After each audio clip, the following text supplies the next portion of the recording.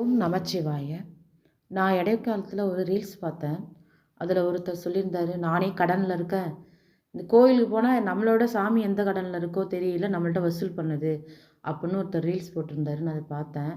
இதில் நான் ஒரு கேள்வி என்ன கேட்குறேன்னு கேட்டிங்கன்னா, கடவுள் இறங்கி வந்து உங்கள்கிட்ட காசு கொடுங்க அப்படின்னு கேட்டாரா? கிடையவே கிடையாது. நம்மளுடைய சோம்பேறித்தனத்தால் வர ஒரு விஷயந்தான் இது. என்னன்னு கேட்டிங்கன்னா, ஃப்ரீ தரிசனம்னு ஒன்று இருக்குது. அதாவது அந்த ஃப்ரீ தரிசனத்தில் நீங்கள் போனீங்கன்னா காசு கொடுத்து போகணுன்னு எந்த அவசியமும் இல்லை. நம்ம சீக்கிரமாக போய் சாமியை பார்த்துட்டு சீக்கிரமாக வீட்டுக்கு போகணும். 24 மணி நேரம் அந்த வீட்ல தான் இருக்கீங்க, அதே ஊரில் தான் இருக்கீங்க.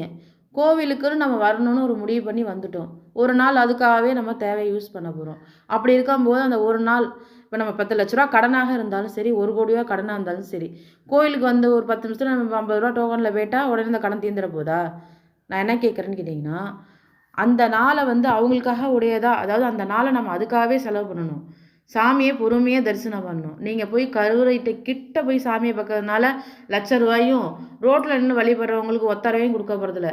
நம்ம என்ன பாவம் புண்ணியம் பண்ணியிருக்கோமோ அதுக்கான பலனை அந்தந்த நிமிஷத்தில் அந்தந்த நாளில் நம்ம அனுபவிக்க போகிறோம். என்ன அது முன்னாடி தெரியாது, நம்ம அனுபவிக்கும் போது நம்ம உணர்வோம். அதுதான் விஷயமே. நான் என்ன சொல்கிறேன்னு கேட்டிங்கன்னா, கடனாக இருந்தாலும் சந்தோஷமாக இருந்தாலும் எந்த விஷயமா இருந்தாலும் நம்ம நினச்சி நம்ம என்ன செயல்படுத்துகிறோமோ அதுதான் நமக்கு கிடைக்க போகுது.